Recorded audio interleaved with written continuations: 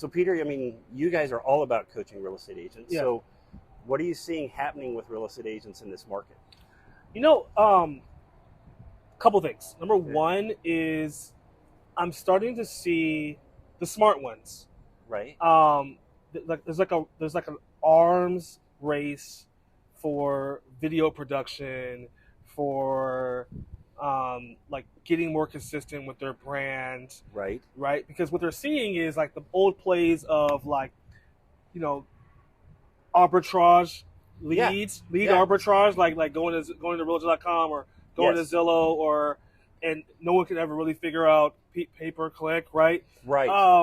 Even the ones that did, it's just like they have to find another route. Right. And so what I'm seeing is like the top agents, like the ones that I deal with on a day-to-day basis, be it they're because they're coached by Tom Ferry or what have you, but I get exposed to the top professionals in our business. I'm seeing it. They're doing. It used to be a top team lead or a broker would do a joint venture with a mortgage company. Yes. And then they would do a JV with a title company. Right. Right. Yep. And that's how they did like their ancillary products. Right. But like even the conversation that happened today with us earlier, like that's a joint venture with a top broker team lead. Yes. Right. And that's not uncommon of what I'm seeing. Right. Like, hey, I'm team leader guy, agent, been in the business 20 years, and this is my video production crew. Right. Right? Yes. Yeah.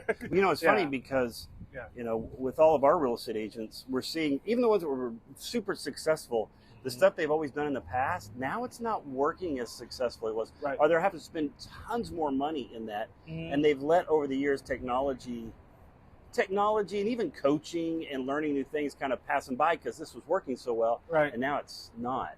Yeah. And I do see, too, like in that digital space with online leads and stuff, they're having to spend more and more because now everybody's spending money there because they don't know what else to do. They don't know what else to do. Right. Yeah.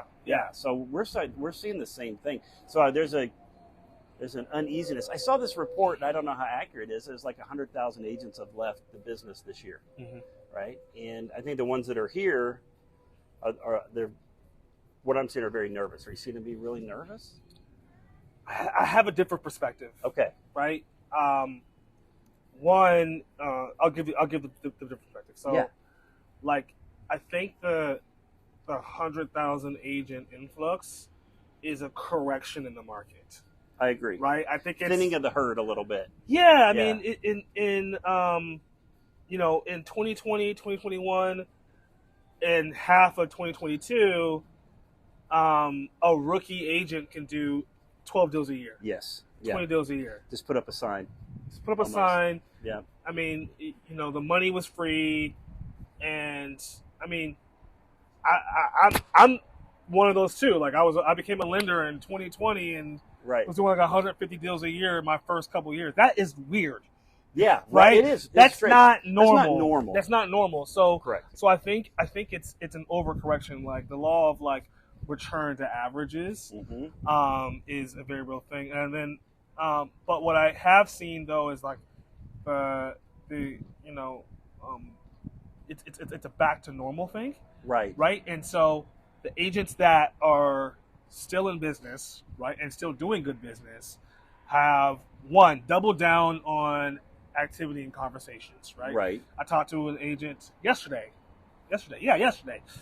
He's top 5 of all of Dallas, and I was like, hey man, like what are you doing? He said, man, I just have conversations every day. I have 5 to 10 real estate related conversations every day, and I don't see that work coming from the agent who got in 2022 or 2020 and just thought that having an Instagram following and going on to doing a home tour was enough, and then because it was at that time. And I hate to say this is going to come off wrong. I don't mean it that way, because spoiled means you don't work. Because the agents were working, they were hustling, but they were a little spoiled to how the market brought business to them. Right. And now it's shifted to now you got to go, and they don't know how to do that. Yeah.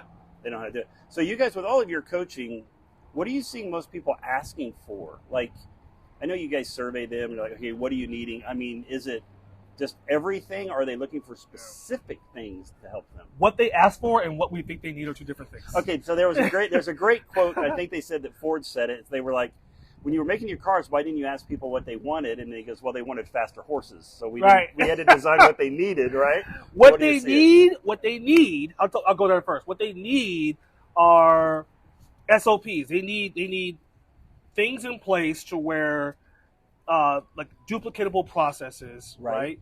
That can be eventually offset by a transaction coordinator. Yes. Right? Okay. But you got to have your SOPs in order for that to happen, right? You got to have that standard operating process. No one's calling us asking us, hey, can you help me with my standard operating? No one ever. Very seldom. It's like a CRM. Can you tell me how to work my CRM? Can I get my CRM going? Like, no one's ever called Tom Ferry's office saying, I need a coach to help me with that. But that's what they need. Yes. Right? Because, that's true.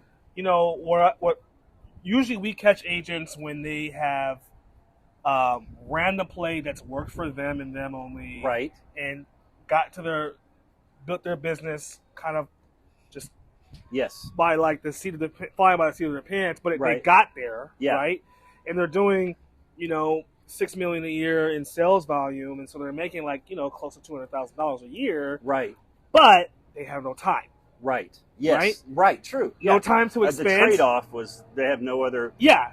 They've reached their capacity. And even worse, Cory, is they don't believe that anyone has time. Right. So when we ask them like, "Hey, do you want to grow?"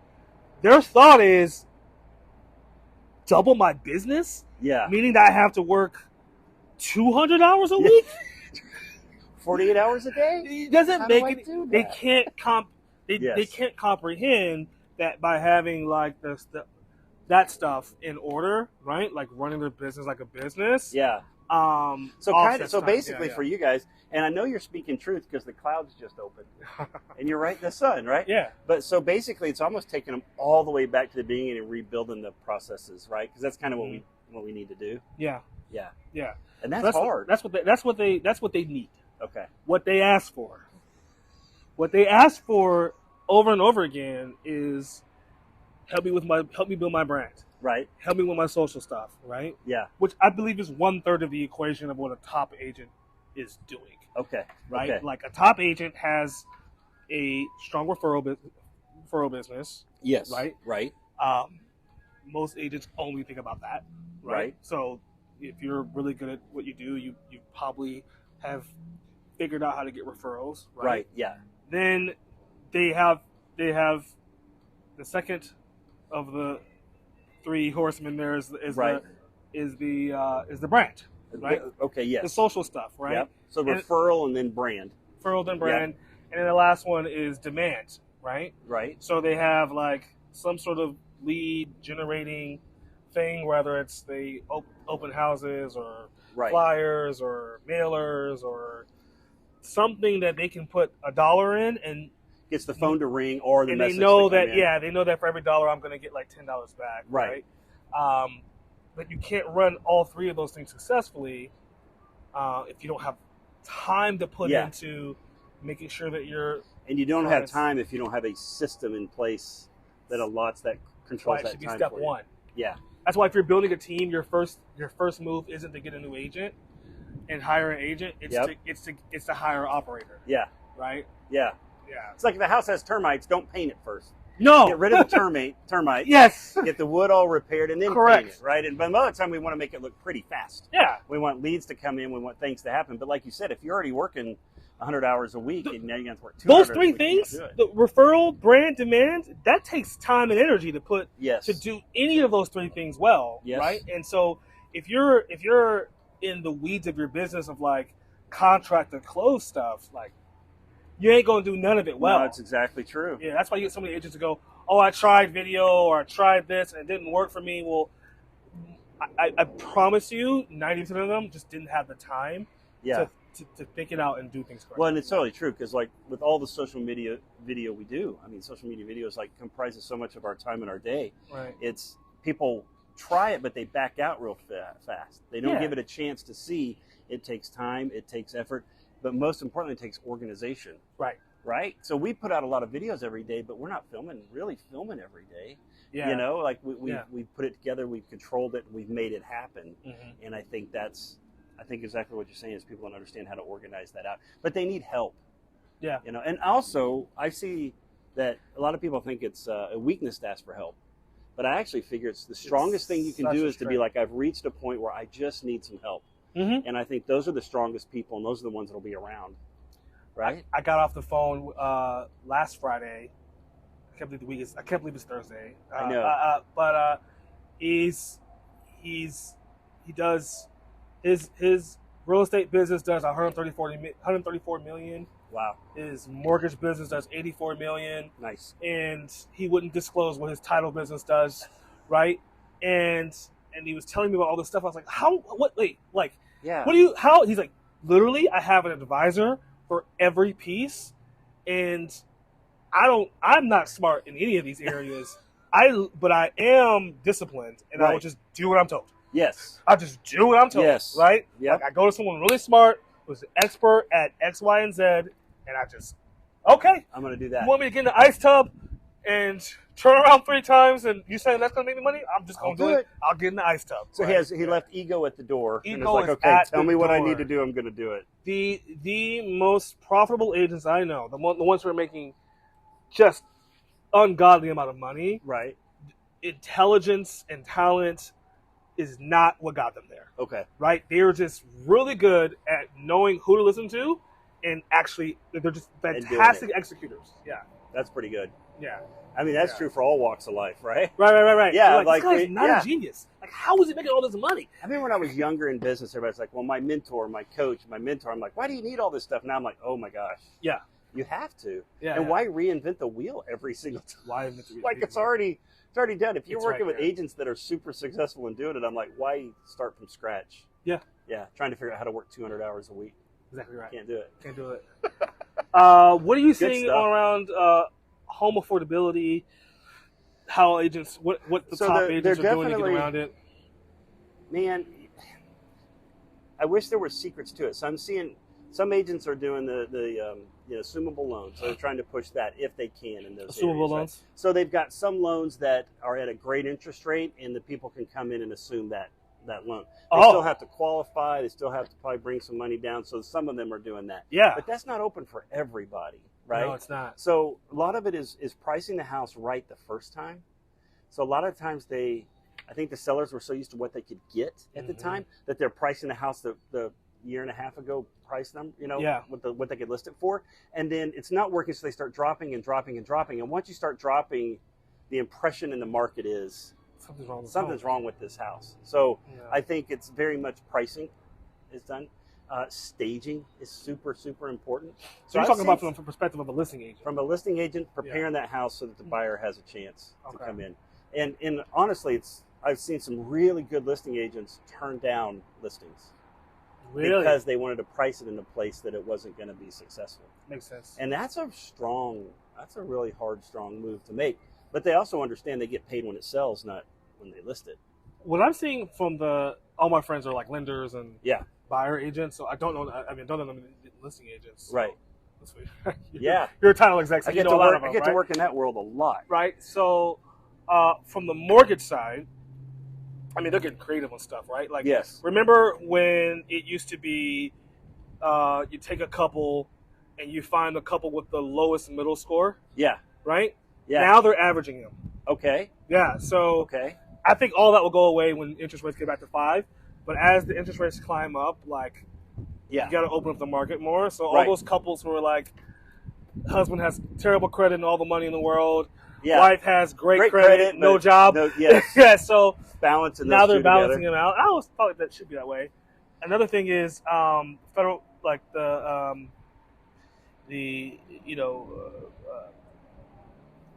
HUD has come up with like, all right, well now you can underwrite ADUs. Okay. Right, like so, and not have to have a lease on those other units. Oh, really? Okay. Not have to. It's just off the projected income, which is be responsible, right? Yeah. People. Right? Well, anything done poorly could cause problems, right? So as long as you do it smart. Right. So those are some things I'm seeing, and I'm also seeing a lot of like what you're saying is using the interest rate you have as an asset you can pass down to another buyer. Like some sellers are doing their buy down points and paying for things like that. Yeah. It's funny though, we're seeing real estate agents, I'm getting a lot of calls with, okay, so how do I run an effective brokerage open house or a open house, or how do I get the neighborhood looking at this, or how do I, so it's like we've gone back to the old school. So I started real estate in 95.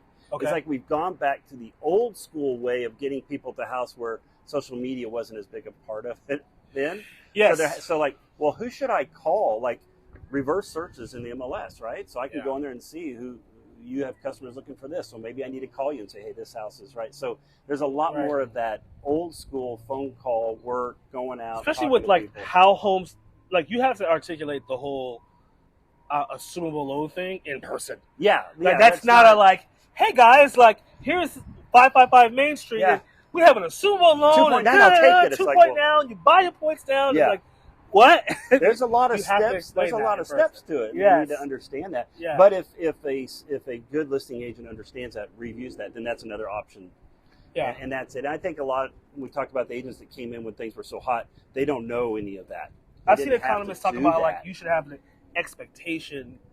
You should set the expectation in the listing presentation. That like, hey, we're going to figure out parts of the equity in the home that needs to pretty much be dedicated to, like you said, the buy down pieces.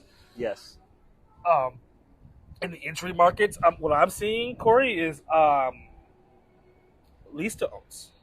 Yeah. Okay. Yes. And not even because that used to be reserved in a bad word for like those just poor buyers who like don't have any credit, don't have traditional jobs, but like I'm seeing guys who are making $200,000 a year, $150,000 a year, utilizing the lease option, hoping for a lower interest rate in the future. I was at one last week. It was $1 million house with 20% down, seller finance for like 5.5 or 6, like something low. Yeah, they had to keep it for so much period of time before they refinanced. So I'm like, that seller gotten really aggressive in how they're trying to sell it.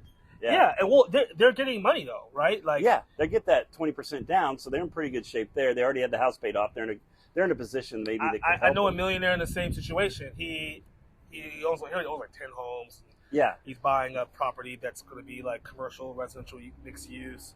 But he's buying from somebody who's like getting ready to lose the home. Yeah. Because the property tap anyway. But like, same thing, right? He was like, all right, well, I'll give you $100K. Put that on the loan in the back and pay off these back payments. Yeah. Right. Yeah. I'll assume the loan at a 5% interest rate. Right. Yes. I have so 10 years a great to buy interest the home. rate. Yeah. Yes. I have 10 years to buy you out. Right. It's all right now. It's back to basics and creative all at the same time, which is a weird thing to say, but it's like you have to be creative. Yeah. And then you have to go old school. Like in the past 2 or 3 years, when you'd ask somebody, how do you market a house? Most people couldn't answer that question. So old school people could, and now you're finding more people that are like, I have to really market a house. Well, but plays have existed. They've always been there. They're always there. But it comes That's the whole point of having a library, like right? we said earlier at SOP. Like, what's your standard operating practices? Yeah. Good stuff. I'm just ready for the market to shift back, where we're selling a little faster now. I don't know. I like this market. Well, it's because it's for the people who are getting gritty now. Yeah. Like I want to know those people now. I'm still not done collecting those clients. But right? I'm a little bit of the greedy. I'd like it to be a little bit more coming to the pipeline. Yeah, a little more today. Today. Today.